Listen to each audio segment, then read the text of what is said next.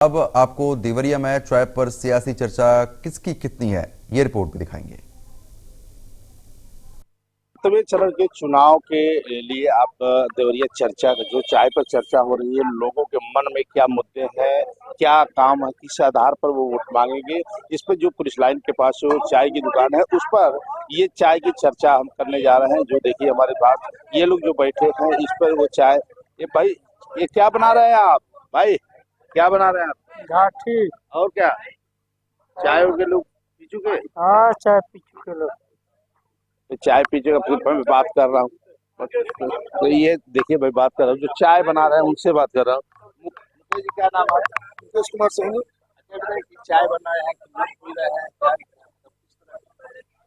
चाय लोग पसंद करते हैं तो फल पीते हैं।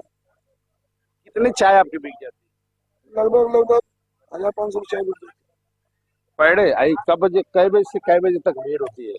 5 बजे से लेके सुबह 8 बजे तक भीड़ होती है। अच्छा एक बात बताइए, जो चुनाव का माहौल है, सातवें चरण का चुनाव चल रहा है, सातवें चरण के चुनाव का क्या माहौल हो गया है? माहौल तो दो तरफा हो गया है। कहने का मतलब है कोई भी सरकार है इस देश पे ध्यान दे, नौकरी पे ध्यान दे, शिक्षित लोगों को नौकरी मिलनी चाहिए। बस यही कहना है। आपके जो चुनाव की सातवें चरण के चुनाव होने जा रहे हैं उसके मुद्दे क्या हैं?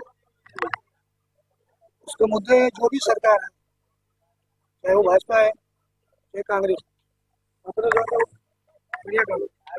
कौन काम अपना में सपोर्ट कर रहा है?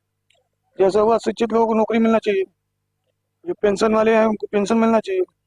बाकी सरकार खुद समझदार है। लेकिन क्या लग रहा है आपको कि चुनाव में जो ये जो सरकारें थी उन्होंने कुछ काम किया कि नहीं? नहीं, काम किया है, बगैर काम किए देश इतनी उन्नति कर रहे हैं। तो मैं चाहता हूँ कि और भी आगे ऐसा ही काम करें। जी हम बात करेंगे, ये हमारे साथ लोग बैठे हैं, भाई साहब लोग जो चाय पी रहे हैं और सुबह मॉर्निंग वॉक पर आए हैं, इनसे हम बात करेंगे कि ये क्या मुद्दे हैं और किस मुद्दे पर ये चुनाव के करेंगे।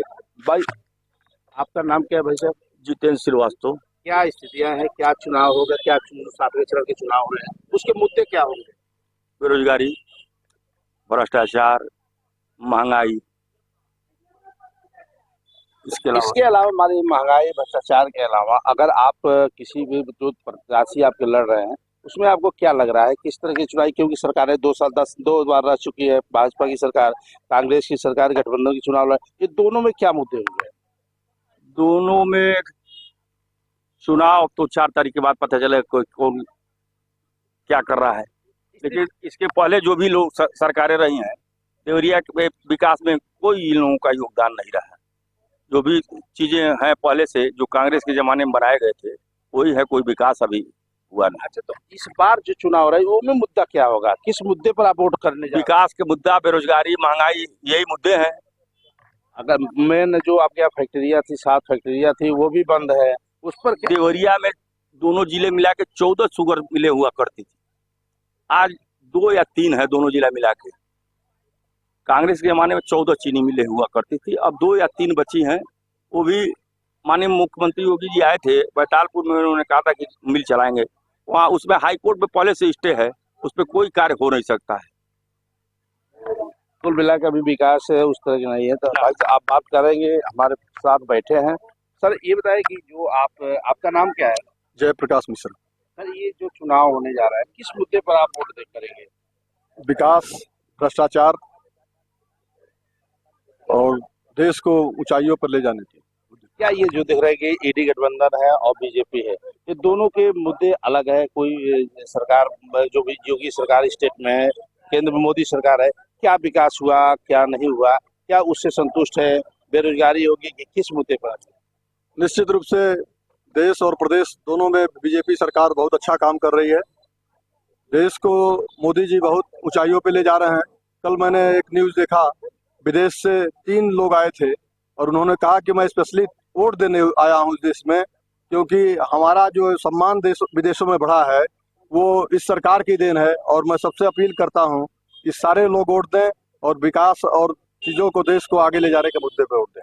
जी आप बता रहे हैं कि जो आप ये विकास की बार बार मुद्दे हो रहे हैं कि विकास, कितने विकास हुए हैं?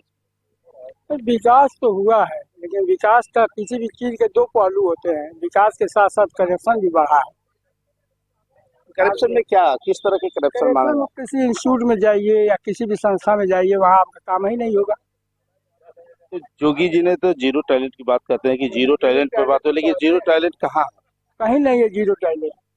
कहीं आप किसी विभाग में चले जाइए, सबको पता भी है, ये भी बात नहीं है कि हम ही लोग बस जानते हैं, सब नेता भी जानते हैं, पीएम भी जानते हैं, सीएम भी जानते हैं कि विभागों की क्या स्थिति है। एक आम आदमी अगर काम कराने चला जाए, अदना एक जो है तहसील में ही चला जाए, खतौनी लेने के लिए लेखपाल को ढूंढने लगे, ये जो कुछ खतौनियाँ अभी भी है जो कि ऑनलाइन नहीं मिलती हैं, तो उसके लिए उसको एक हफ्ता दौड़ेगा, कम से कम 500-700 रुपया खर्च होगा, तब तो उसको एक खतौनी मिलेगी, अदना एक लेखपाल से।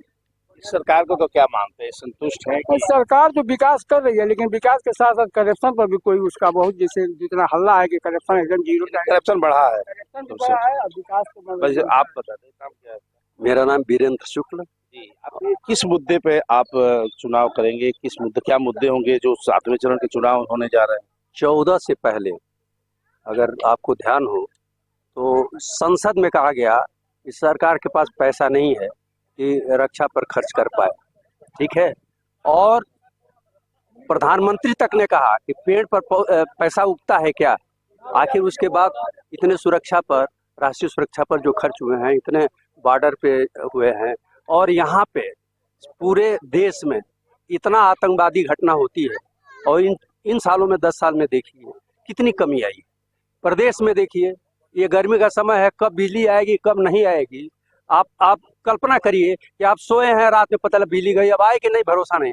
आज कम से कम बिजली आबादित है, और उसके बाद से सुरक्षा के लिए जनता को ये प्रदेश सरकार बहुत सहायता कर रही है। अच्छा, एक बताएं, बेरोजगारी भी देखें, बेरोजगारी चरम सीमा पर है, इसको क्या करते हैं? देखिए, बेरोजगारी के आंकड़े अगर आप देखेंगे तो जितने आपके प्राइवेट सेक्टर के बढ़े हैं, और योग्य आदमी कहाँ आपको है कि वो खाली बैठा हुआ है। अयोग्य आदमी भले उस तरह हो, और सरकार सब जगह जो है नौकरी नहीं दे। सिर्फ ये बात होती है तो सरकारी नौकरी की बात होती है।